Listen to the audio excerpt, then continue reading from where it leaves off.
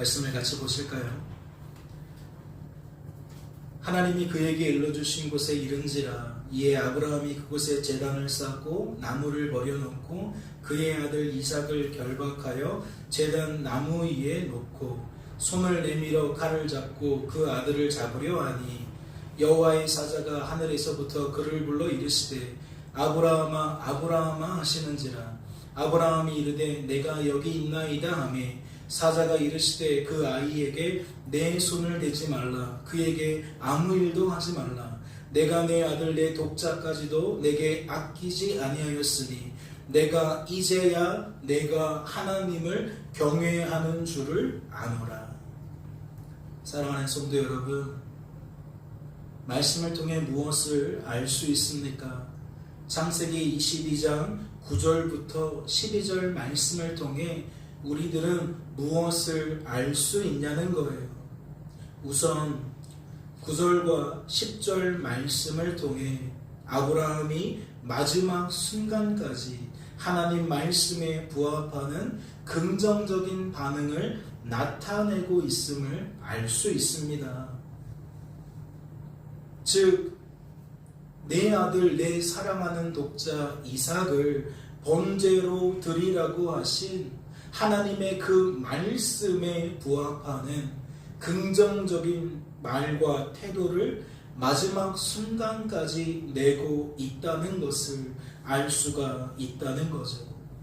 다시 말해 하나님이 아브라함에게 일러주신 모리아 땅에 있는 그 산에서 아브라함은 하나님의 말씀대로 자신의 사랑하는 독자 그 아들을 번제로 드리려고 했다는 것을 알 수 있다는 거예요.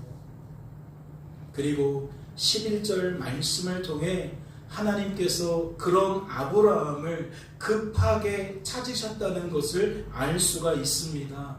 하나님께서 여호와의 사자를 통해 아브라함아 아브라함아 라고 2번이나 반복해서 부르시며 이삭을 번제로 드리기 위해 칼을 높이 치켜들고 이삭을 죽이려고 한 그 아브라함을 급하게 부르셨다는 것을 알 수 있다는 거죠. 그리고 12절 말씀을 통해 무엇을 알 수 있습니까? 하나님께서 그렇게 하신 까닭은 아브라함이 이삭에게 손대지 못하게 하시기 위함이었음을 알 수 있습니다.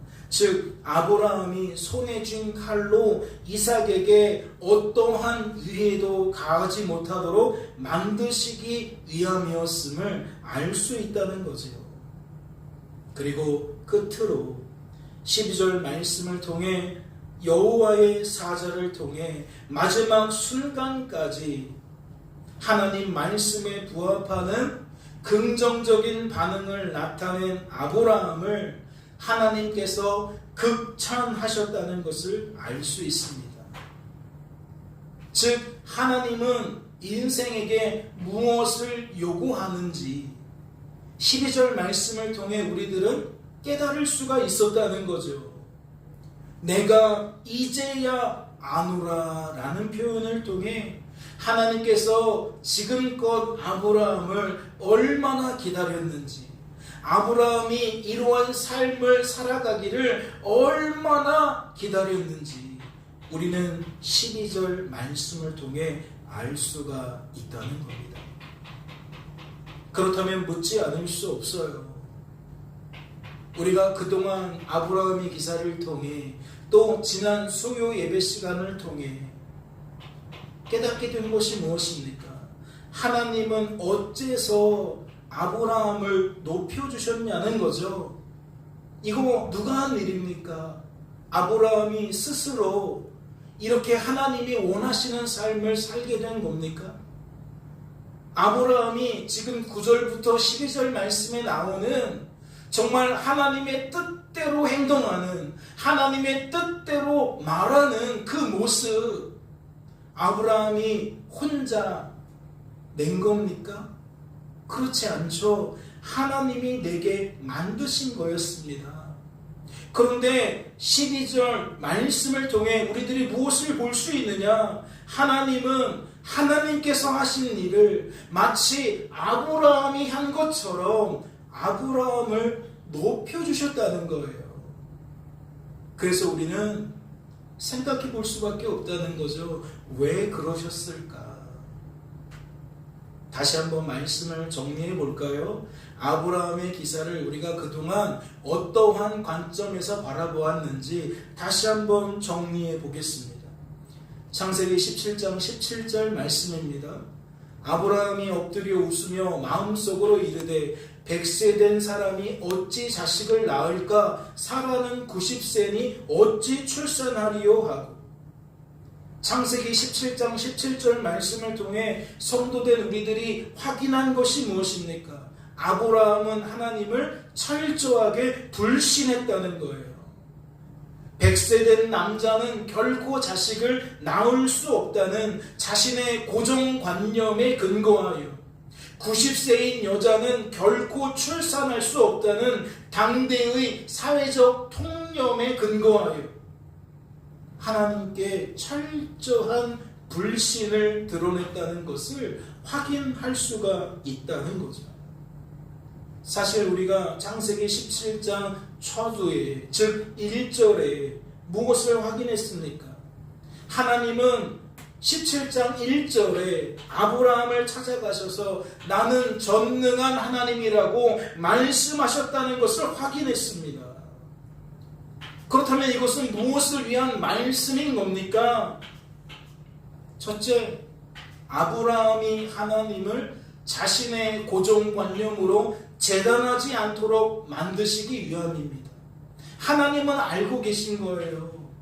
아브라함의 내가 찾아가서 너 내년 이맘때에 반드시 아들이 있을 거야 라고 말하면 아브라함이 자신의 고정관념으로 하나님의 말씀을 난도질하고 믿을 수 있는 것은 받아들이고 믿을 수 없는 것은 받아들이지 않을 것을 하나님은 알고 계셨다는 거죠.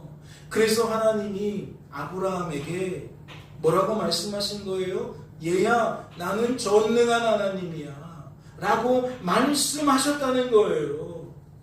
무엇을 위해? 아브라함이 하나님을 재단하지 않도록, 자신이 헤아릴 수 있는 그 헤아림의 폭으로 하나님을 맞추어서 생각하지 않도록.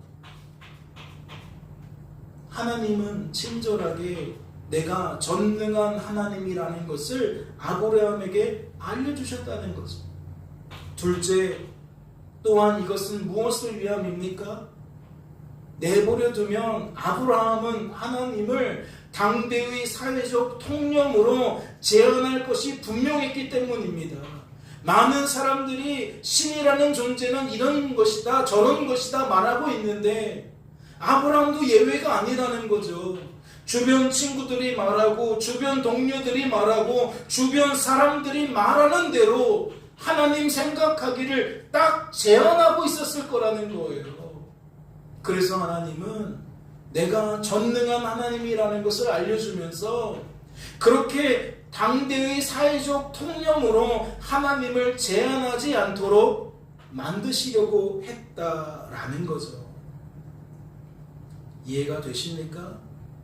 그래서 전능하신 하나님은 아브라함에게 내가 전능한 하나님이라는 것을 알려줄 뿐더러 어떠한 내용도 첨가하셨습니까? 너는 전능하신 하나님 앞에서 행하여 완전하라고 첨가하셨습니다. 즉 재단하지 말라고, 제한하지 말라고, 너희 그 작은 틀로 하나님을 판단하려고 하지 말라고 하나님은 말씀해 주셨다는 거죠. 즉 하나님 말씀을 듣고 하나님 말씀에 부합하는 긍정적인 생각과 감정과 의지를 내라고 말씀하셨다는 거예요. 하나님 말씀을 듣고 그 말씀에 부합하는 말과 태도를 내라고 말씀하셨다는 거죠. 거듭해서 말씀을 드리지만 고정관념으로 하나님을 재단하지 말라는 이야기예요. 사회적 통념으로 하나님을 제한하지 말라는 이야기입니다. 그런데 아브라함은 어떻게 반응했죠? 하지만 아브라함은 어떻게 반응할 수밖에 없었습니까?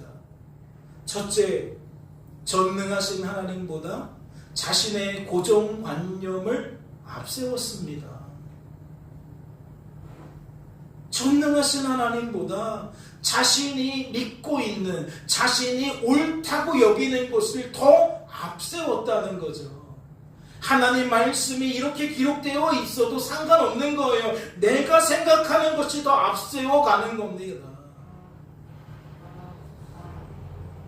그러니까 하나님을 아브라함은 재단하게 된 거예요. 이는 바꾸어 말하면 하나님 말씀을 듣고 그 말씀에 반하는 부정적인 생각과 감정과 의지를 아브라함이 품게 되었다는 거죠. 이해가 되십니까? 둘째, 전능하신 하나님보다 당대의 사회적 통념을 우선한 겁니다. 즉, 사회적 통념으로 하나님을 재단했다는 거죠. 하나님이 하지 말라고 한 그 일을 아브라함은 하고 있었다는 겁니다. 말씀에 부합하는 긍정적인 말과 태도를 내야 하는데 부정적인 말과 태도를 낼 수밖에 없었다는 거죠. 그러면 말씀이 철저하게 아브라함을 어떻게 고발하고 있는 겁니까? 아브라함은 결코 자신의 힘과 능력으로는 하나님 말씀에 부합하는 긍정적인 반응을 낼 수 없다는 거예요. 아브라함은 결코 하나님 말씀에 부합하는 긍정적인 생각과 감정과 의지를 낼 수 없다는 것이고, 하나님 말씀에 부합하는 긍정적인 말과 태도를 낼 수 없다는 거죠. 마치 오늘날 우리들이 잘 짜여진 설교를 들어도, 논리적인 설교를 들어도, 감동적인 설교를 들어도 결코 생각과 감정과 의지가 달라지지 않는 것처럼, 우리들의 말과 태도가 달라지지 않는 것처럼 아브라함이 무엇을 나타냈다? 자신의 한계를 있는 그대로 나타냈다. 그렇다면 그 결과는 어떠해야 합니까? 이토록 하나님 말씀을 믿지 못하는 사람, 전능하신 하나님을 신뢰하지 못하는 사람, 그가 누리게 될 삶의 결과는 무엇이어야 하냐는 거예요. 아브라함은 전능하신 하나님 앞에서 행하여 완전할 수 없었으니 100세가 되어도 아들을 낳을 수 없어야 합니다. 하나님은 내년 이맘때에 반드시 아들을 얻게 될 거라고 말씀하셨지만, 아브라함이 이토록 하나님을 불신했다면, 부정적인 말과 태도를 드러냈다면, 아브라함은 내년이 되어도 무엇을 얻을 수 없어야 한다? 말씀대로 자식을 얻을 수 없어야 한다. 전능하신 하나님보다 자신의 고정관념을 앞세웠으니, 당대의 사회적 통념을 우선했으니 100세가 되어도 아들을 얻을 수 없어야 한다는 거죠. 이게 사회적 통념 아닙니까? 이것이 상식이고 이것이 합리적인 결과 아닙니까? 전능하신 하나님보다, 전능하신 하나님의 말씀보다 자신의 고정관념과 당대의 사회적 통념을 더욱 신뢰했으니까 아브라함은 100살이 되어도 아들을 얻을 수 없어야 하는 것 아니냐고요. 오늘날에도 이러한 사회적 통념은 예외가 아니잖아요. 아니, 공부하지 않는 친구가 전교 1등 할 수 있어요? 날마다 운동 열심히 훈련하지 않은 친구가 경기에 나아가서 좋은 결과를 낼 수 있습니까? 우리는 좋은 결과를 내고 좋은 성적을 거둔 사람을 어떻게 평가하죠? 평상시에 얼마나 공부를 잘했으면, 얼마나 성실하게 훈련했으면 그러한 결과를 얻을 수 있었을까라고 다들 여깁니다.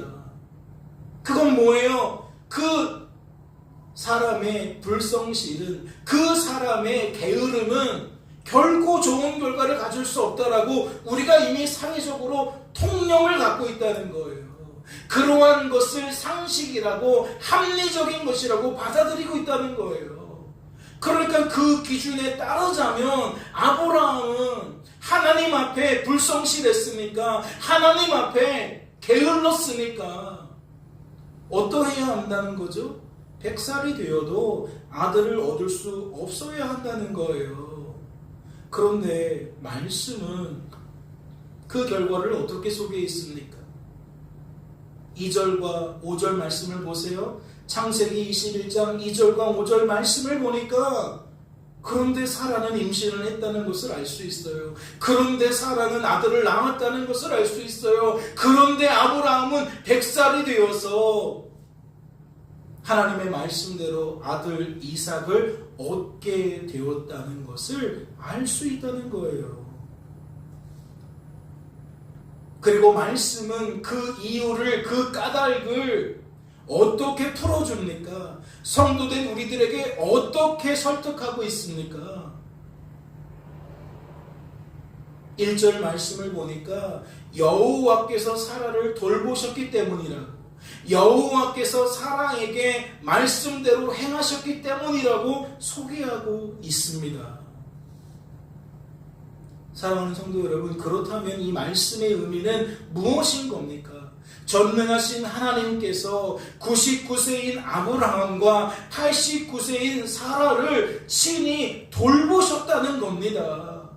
99세인 아브라함을 돌보사 100세가 된 아브라함이 자식을 낳게 만드셨다는 것이고, 89세인 사라를 돌보사 90세가 된 사라가 출산하게 만드셨다는 거예요. 그렇다면 이러한 결과가 나타날 수 있도록 하나님께서 하신 일이 무엇이겠습니까? 아브라함이 자기의 힘과 능력을 가지고 스스로 낼 수 없었던 하나님 말씀에 부합하는 긍정적인 생각과 감정과 의지를 내게 만드신 겁니다. 말씀을 들어도 우리는 늘 우리 안에서 말씀을 재해석하며 말씀을 재단하고 제안하는데 하나님이 무슨 일을 하셨다는 거예요? 그러지 않을 수 있도록 내면을 변화시켰다는 거예요. 전능하신 하나님께서 친히 아브라함의 생각과 감정과 의지를 변화시켰다는 거죠. 내적인 변화를 경험하게 만드셨다는 겁니다. 또한 무엇도 더해져야 합니까? 아브라함이 스스로 낼 수 없었던 하나님 말씀에 부합하는 긍정적인 말과 태도를 내게 만드신 겁니다. 내적인 변화를 일으키신 이유가 무엇이라는 거예요? 외적인 변화를 일으키시기 위함이라는 거예요. 이해가 되시죠? 말씀을 들을 때 말씀을 다 튕겨내면 예배를 드리고 나서 내가 어떻게 말하는지를 보세요. 내가 어떻게 행동하는지를 보세요. 안 달라집니다. 안 바뀝니다. 교회에 와서 신나게 예배드리고 예배를 드리며 참 좋았다, 오늘 참 좋았다 라고 생각하면서도 정작 말하고 행동하는 것을 보면 말씀과 전혀 맞지 않는 행동을 한다는 거죠. 말씀과 전혀 다른 이야기를 낸다는 겁니다. 이는 무엇을 나타내는 거죠? 잠시 생각과 감정과 의지가 바뀌어지는 듯 하다가 말씀과 말과 태도를 보니까 그렇지 않구나, 그거 진짜가 아니구나 라는 것을 드러내는 거예요. 그러니까 하나님은 반드시 이 내적인 변화만이 아니라 무엇도 함께여야 하는 겁니까? 외적인 변화도 함께여야 하는 겁니다. 내면의 변화만 아니라 외적인 변화도 마찬가지라고요. 그리고 무엇도 빼놓을 수 없습니까? 99세인 아브라함의 그 늙은 몸을, 기능을 잃어버린 몸을 회복시키는 것도 빼놓을 수 없는 겁니다. 99세인 그 아브라함이 어떠한 몸 상태였죠? 결코 아들을 낳을 수 없는 몸 상태였습니다. 그러니까 하나님은 그러한 아브라함의 몸 상태를 반드시 회복시켜 주셔야만 했다는 거죠. 내적인 변화, 외적인 변화, 몸 상태의 변화, 즉 아브라함이 아들을 얻을 수 있는 모든 근원적인 이유를 성도된 우리들은 어디에서 찾아야 한다? 전능하신 하나님에게서 찾아야 한다. 이는 누구도 마찬가지입니까? 그의 아내인 사라에게도 마찬가지입니다. 하나님께서 사라의 내적인 부분, 외적인 부분, 그녀의 몸 상태를 바꾸어 주신 거예요. 그래서 성도된 우리들은 이러한 아브라함의 기사를 통해 무엇을 확증할 수 있었습니까? 99세와 89세였던 아브라함과 사라가 하나님의 말씀대로 100세와 90세의 아들 이삭을 얻게 된 것은 전적으로 하나님께서 하신 일이라고 확증한 겁니다. 하나님과 관계없는 말이 없고 하나님과 관계없는 태도가 없다라니까요. 그렇게 성도된 우리들은 창세기 22장 3절 말씀도 어떻게 해석했습니까? 아브라함이 사랑하는 독자 이삭을 번제로 드리기 위해 망설임 없이 아침 일찍부터 일어나서 서둘러 준비한 것을 어떻게 해석했냐는 거죠. 그가 주저함 없이 모든 준비를 마치고 서둘러 목적지를 향해 출발한 것을 우리들은 어떻게 해석했냐는 겁니다. 예, 이 또한 같은 선상에서 해석했습니다. 즉 전능하신 하나님께서 아브라함의 생각과 감정과 의지를, 아브라함의 말과 태도를 직접 변화시켜 주신 걸로, 친히 변화시켜 주신 것으로 우리는 해석했다는 거죠. 아브라함에게서 발견되어지는 긍정적인 반응을 우리들은 하나도 빼놓지 않고 모두 전능하신 하나님에게서 찾으려 했다는 겁니다. 이는 창세기 22장 5절과 8절 말씀을 해석할 때도 마찬가지였죠. 아브라함이 종들에게 내가 아이와 함께 저기 가서 예배하고 우리가 너희에게로 돌아오리라고 말할 수 있었던 이유를, 아브라함이 이삭에게 내 아들아 번제할 어린 양은 하나님이 자기를 위하여 친히 준비하시리라고 말할 수 있었던 이유를 성도된 우리들은 어디에서 찾았다? 오직 전능하신 하나님에게서 찾았다. 즉 말씀에 소개된 것처럼 아브라함이 전능하신 하나님 앞에서 행하여 완전할 수 있었던 이유를 성도된 우리들은 누구에게서 찾지 않았다는 거예요? 아브라함에게서 찾지 않았다는 거예요. 우리들은 전적으로 전능하신 하나님에게서만 그 이유를 찾았다는 거죠. 이는 창세기 22장 9절과 10절 말씀을 해석할 때도 마찬가지였습니다. 아브라함이 말씀에 소개된 것처럼 마지막 순간까지 망설이지 않을 수 있었던 이유는, 주저하지 않을 수 있었던 이유는, 단호할 수 있었던 이유는 누구 때문이다? 오직 전능하신 하나님 때문이었다. 그런데 잘 생각해 보세요. 그런데 하나님은 아브라함을 어떻게 평가하신 겁니까?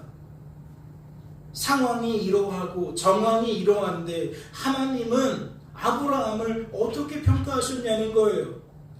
같이 한번 읽어보실까요? 12절 말씀입니다. 내가 내 아들 내 독자까지도 내게 아끼지 아니하였으니 내가 이제야 내가 하나님을 경외하는 줄을 아노라라고 소개하고 있는 거예요. 하나님께서 그렇게 평가하고 계신 겁니다. 즉 하나님께서 하신 일인데 마치 아브라함이 스스로 한 일인 것처럼 하나님은 아브라함을 극찬하셨다는 거죠. 오늘날 전교 1등하는 아이를 칭찬할 때에 하나님 때문이라고 하나님을 칭찬합니까? 그 아이를 칭찬합니까? 운동계에서 정말 유명한 선수를 우리들이 칭찬할 때에 하나님을 칭찬합니까? 그 운동선수를 칭찬합니까? 사람들이 사람을 칭찬하는 건 무엇 때문입니까? 그러한 결과를 낼 수 있도록 그 사람이 남들보다 덜 자고 더 열심히 노력했기 때문이라고 여기기 때문입니다. 즉 사람이 한 일로 여기기 때문에 사람들을 칭찬한다는 거예요. 그런데 우리는 성경을 그렇게 보지 못했습니다. 이는 누가 봐도 하나님이 하신 일로 우리는 해석했습니다. 그런데 하나님이 정작 하나님이 12절 말씀을 보면 어떻게 평가하고 계시다고요? 아브라함이 스스로 한 일인 것처럼 아브라함을 칭찬하고 계신다는 거예요. 그래서 저는 거듭해서 묻지 않을 수가 없었던 겁니다. 하나님은 어째서 하나님께서 하신 일을 통해 아브라함을 높여주신 걸까? 하나님은 어째서 하나님께서 하신 일을 마치 아브라함이 한 일처럼 아브라함을 높여주셨냐는 거죠. 지난 수요예배 시간에는 동일한 제목으로 야고보서 2장 말씀 속에서 그 이유를 찾았다면 오늘은 그 이유를 로마서 4장 말씀을 통해 찾아보려고 합니다. 말씀을 보실까요? 로마서 4장 17절부터 19절 말씀입니다. 함께 봅니다. 기록된 바 내가 너를 많은 민족의 조상으로 세웠다 하신 것 같으니 그가 믿은 바 하나님은 죽은 자를 살리시며 없는 것을 있는 것으로 부르시는 이시니라. 아브라함이 바랄 수 없는 중에 바라고 믿었으니 이는 내 후손이 이같으리라 하신 말씀대로 많은 민족의 조상이 되게 하려 하심이라. 그가 100세나 되어 자기 몸이 죽은 것 같고 사라의 태가 죽은 것 같음을 알고도 믿음이 약하여지지 아니하고.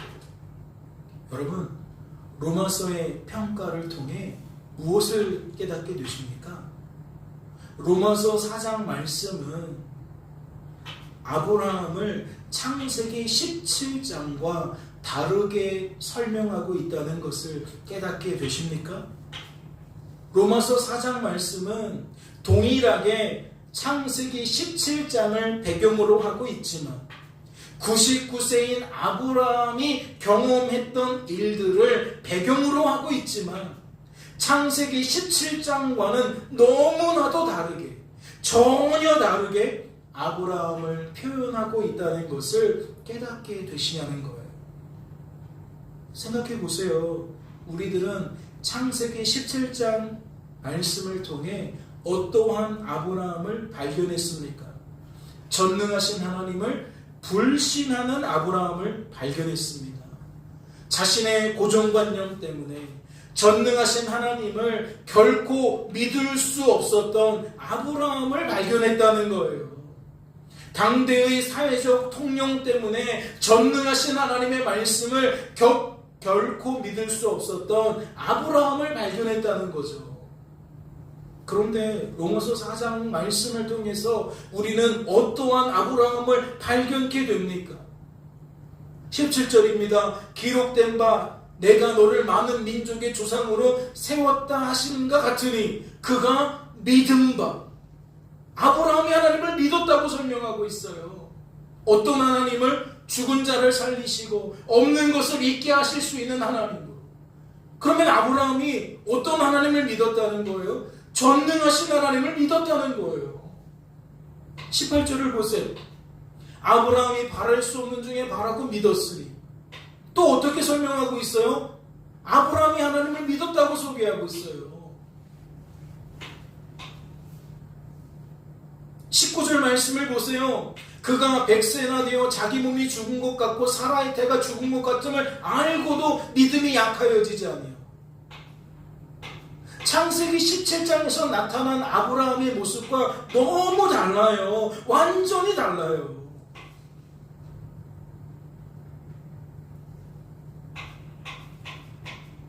그러니까 로마서 4장 말씀은 창세기 17장과 너무나도 대조적인 전능하신 하나님을 온전히 믿는 하나님을 소개하고 있다는 거예요. 자신의 고정관념을 능히 뛰어넘고 전능하신 하나님을 굳건하게 믿는 아브라함을 소개하고 있다는 거죠. 당대의 사회적 통념을 극복하고 전능하신 하나님을 견고하게 믿는 아브라함을 소개하고 있다는 거예요. 그렇다면 성도된 우리들은 이렇듯 로마서 4장 말씀에 소개된 아브라함을 어떻게 해석해야 합니까?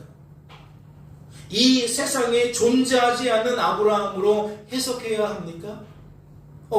말도 안 돼. 창세기 17장에는 그런 아브라함 없는데 이건 이 세상에 없는 아브라함이야 라고 해석해야 된다는 거예요? 아니면 이 세상에 존재할 수 없는 아브라함으로 해석해야 한다는 겁니까? 이러한 아브라함은 상상 속에서나 있는 거지 이상 속에서나 있는 거지 실제로는 그렇지 않아요. 그럴 수 없어요 라고 해석해야 한다는 겁니까? 그렇지 않아요. 베드로 5장 10절 말씀을 기억하십니까? 베드로전서 5장 10절을 보면 이렇게 설명하고 있잖아요. 모든 은혜의 하나님 곧 그리스도 안에서 너희를 부르사 자기의 영원한 영광에 들어가게 하시니가 잠깐 고난을 당한 너희를 친히 온전하게 하시며 친히 굳건하게 하시며 친히 강하게 하시며 터를 견고하게 하시리라. 베드로전서 5장 10절 말씀에 소개된 것처럼 성도된 우리들은 전능하신 하나님 때문에 존재하게 된 아브라함으로 해석하면 되는 거예요. 아브라함에게 은혜를 베풀어 주시는 전능하신 하나님 때문에 존재할 수 없는 아브라함이 존재할 수 있게 된 것으로 해석하면 된다는 거죠. 이해가 되십니까?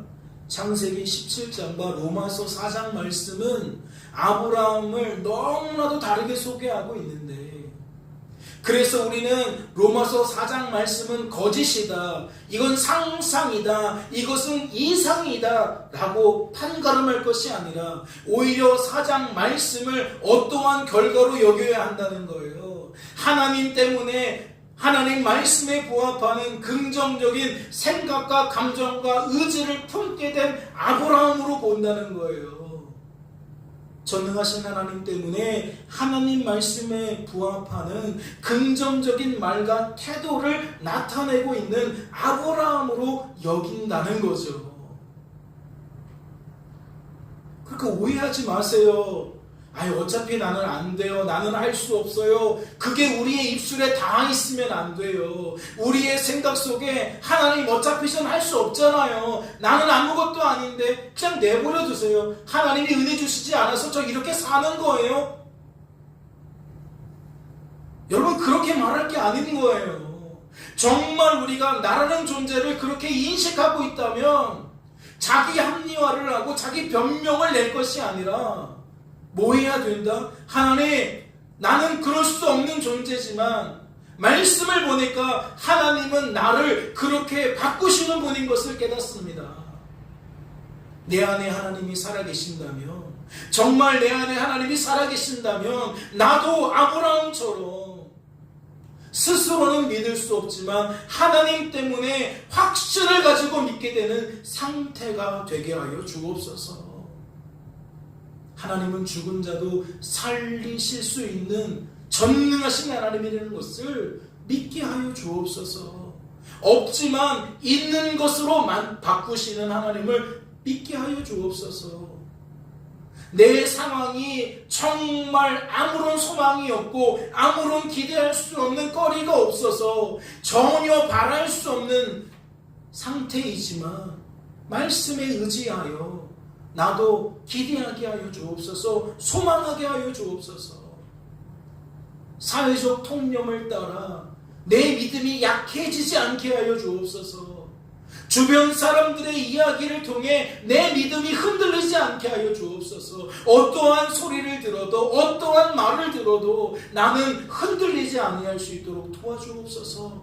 하나님은 능히 그리하시는 분임을 아브라함을 통해 배웁니다.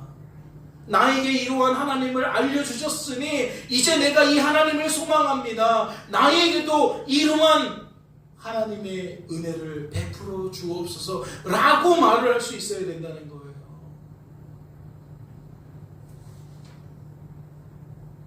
그렇다면 이어지는 말씀을 보세요. 이제 로마서 4장 20절부터 22절을 보시라고요. 믿음이 없어 아브라함의 약속을 의심하지 않고 믿음으로 견고하여져서 하나님께 영광을 돌리며 약속하신 그것을 또한 능히 이루실 줄을 확신하였으니 그러므로 그것이 그에게 의로 여겨졌느니라. 20절부터 22절까지 나타나는 아브라함은 어떠한 아브라함이다? 스스로의 힘과 능력으로는 존재할 수 없는 아브라함이다. 하지만 존재할 수 없는 아브라함이 존재하게 만드시는 하나님 때문에 존재하게 된 것으로 우리는 여겨야 한다. 그런데 딱 그 부분이에요. 뭐가 걸려요? 22절 말씀이 걸려요. 그렇다면 로마서 4장 말씀도 어떻게 해석하면 딱 맞는 거예요. 아, 하나님께서 하신 일이지. 맞아, 하나님 때문이야, 하나님 덕분이야, 하나님께서 하신 결과야 라고 맞춰지면 되는 거예요. 그런데 22절에 뭐라고 설명하고 있어요? 그러므로 그것이 그에게 의로 여겨졌느니라 라고 소개하고 있는 거예요. 뭐하고 다르지 않아요? 창세기 말씀과 다르지 않아요. 하나님께서 하신 일인데 마치 아브라함이 한 일인 것처럼 하나님이 아브라함을 극찬하고 있는 거예요. 하나님이 아브라함을 높이 평가하고 있는 거예요. 그래서 많은 사람들이 걸려 넘어져요. 아브라함이 특별한 것처럼, 아브라함이 남다른 것처럼 그렇게 오판을 한다는 거예요. 착각을 한다는 거죠. 창세기 말씀도 그렇게 푼다는 것이고 로마서 말씀도 그렇게 푼다는 거예요. 그런데 정말 이 말씀이 그러한 의도가 있을까요? 성도된 우리들에게 하나님 대신 아브라함을 주목하라고, 하나님보다 아브라함에게 집중하라고 그러한 여지를 열어두고 있냐고요? 그런 가능성을 제공하고 있냐고요? 사람들은 자신의 고정관념을 따라 예, 그럼요, 말씀이 그렇게 말하고 있잖아요. 사회적 통념을 따라 예, 그럼요, 말씀이 지금 그렇게 주장하고 있잖아요 라고 말하는데 여러분, 결코 그렇지 않아요. 이 또한 무엇을 점검해 보면 알 수 있느냐? 로마서 4장이 어떻게 시작되고 있는지를 점검해 보면 알 수 있어요. 말씀을 보실까요? 로마서 4장 1절과 2절 말씀을 통해 우리들이 확인할 수 있는 게 무엇일까요? 그런즉 육신으로 우리 조상인 아브라함이 무엇을 얻었다 하리요? 만일 아브라함이 행위로서 의롭다 하심을 받았으면 자랑할 것이 있으려니와 하나님 앞에서는 없으니라. 여러분, 말씀에 소개된 육신과 행위가 무엇을 통칭하는지 아세요? 전능하신 하나님과 상관없이 아브라함이 자기 힘과 능력으로 스스로 낸 모든 것을 통칭하는 거예요. 저 육신은 곧 아브라함이 한 일, 저 행위는 곧 아브라함이 한 일로 여길 수 있다는 거죠. 즉 전능하신 하나님과 무관한 아브라함의 독자적인 의를 나타낸다는 거예요. 그런데 말씀이 2절 끄트머리에 어떠한 결론을 내고 있습니까? 하나님 앞에서는 없다라고 소개하고 있어요. 무슨 얘기죠? 전능하신 하나님과 무관한 아브라함의 의라는 것은 존재하지도 않고 존재할 수도 없다고 이미 4장 1절 2절 말씀을 통해 결론을 내고 출발하고 있다는 거예요. 이해가 되셨어요?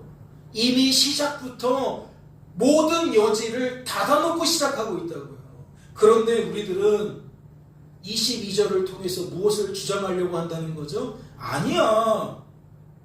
그것이 그에게 의로 여겨졌다는 것은 아브라함에게도 무언가 주목할 만한 것이 있다는 이야기야. 아브라함에게도 우리가 우리의 생각과 마음을 집중해야 한다는 이야기야 라고 사람을 보려고 한다는 거예요. 사람을 주장하려고 한다는 거예요. 여러분 깨달으시기 바랍니다. 말씀은 그렇게 해석하지 않아요. 그렇게 주장하지 않습니다. 이미 1절과 2절에서 그 모든 통로를 차단해 놓고 22절에서 그와 같이 말씀하신 거예요. 그렇다면 어떠한 의미로 우리는 받아야 하는 겁니까? 이것을 그의 의로 여기셨다라는 것을 어떻게 해석해야 하냐고요. 성도된 우리들은 아브라함에게 관심을 가질 필요가 없다는 의미로 받을 수 있는 거예요. 성도된 우리들은 아브라함에게 생각과 마음을 집중할 필요가 없다는 의미로 받을 수 있다는 거죠. 그렇다면 성도된 우리들은 이 로마서 4장 말씀을 통해 무엇에 더욱 관심을 가져야 합니까? 우리의 생각과 마음을 무엇에 더욱 집중해야 하냐는 거예요. 오직 하나님께만 관심을 가져야 합니다. 오직 전능하신 하나님께만 생각과 마음을 집중해야 한다는 거죠. 여러분 정말 하나님이 하시면 된다고 믿어지십니까? 하나님이 당장이라도 오늘 말씀을 듣는 중에 내 내면을 변화시키면 나는 다른 삶을 살게 될 거라고 믿고 계십니까? 믿어지십니까? 사실 우리는 그게 믿어지지 않아서 매번 이런저런 자기 합리화와 변명을 늘어놓기 바쁜 겁니다. 하나님이 안 하셨는데 내가 뭐 할 수 있어요? 이렇게 반응한다는 거죠.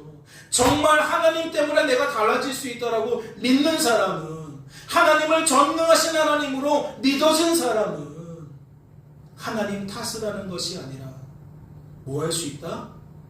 하나님 오늘 말씀을 듣는 중에 나를 회복시켜 주세요. 내 생각과 감정과 의지를 회복시켜 주시고 내 말과 태도를 회복시켜 주시고 내 몸 상태를, 내 영적인 상태를 변화시켜 주세요. 회복시켜 주세요 라고 구하게 되는 거예요. 애당초 믿어지지 않으니까 매번 지식적인 하나님을 통해서 자기 변명하기 바쁘다는 거죠. 여러분이 정말 하나님께 관심을 가지고 있다면 애당초 그렇게 말하지 않는다고요. 오직 전능하신 하나님께 생각과 마음을 정말 집중하고 있다면 여러분은 그동안 태도를 나타낼 수 없다는 거죠. 새롭게 주어진 한 주간의 삶 속에서 우리는 오늘 말씀을 깊이 묵상하면서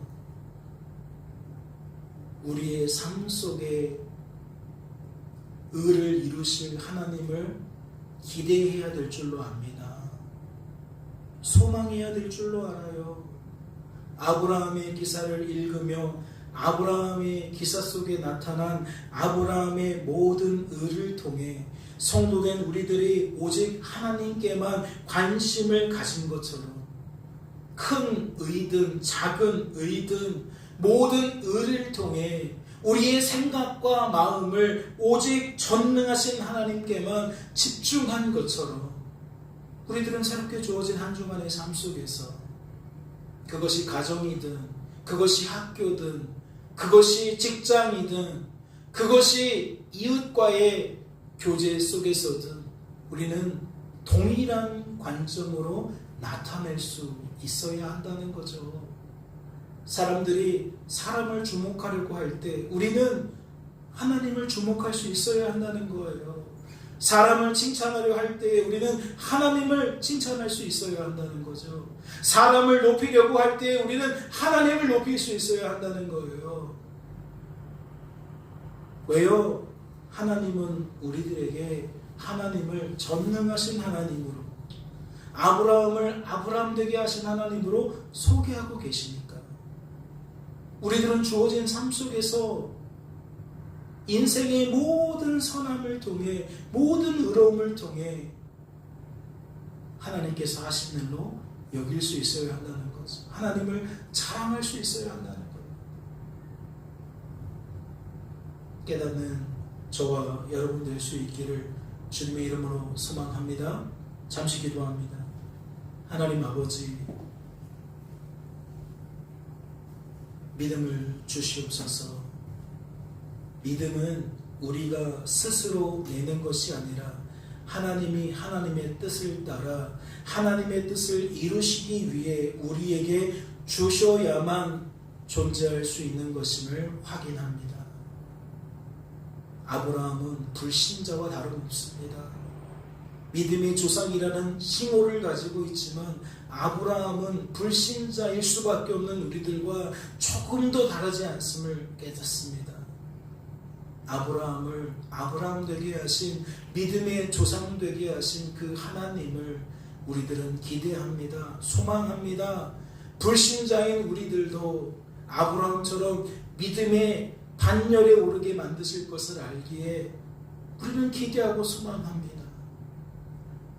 핑계와 변명이 아니라 믿음의 말이 나오게 하여 주옵소서.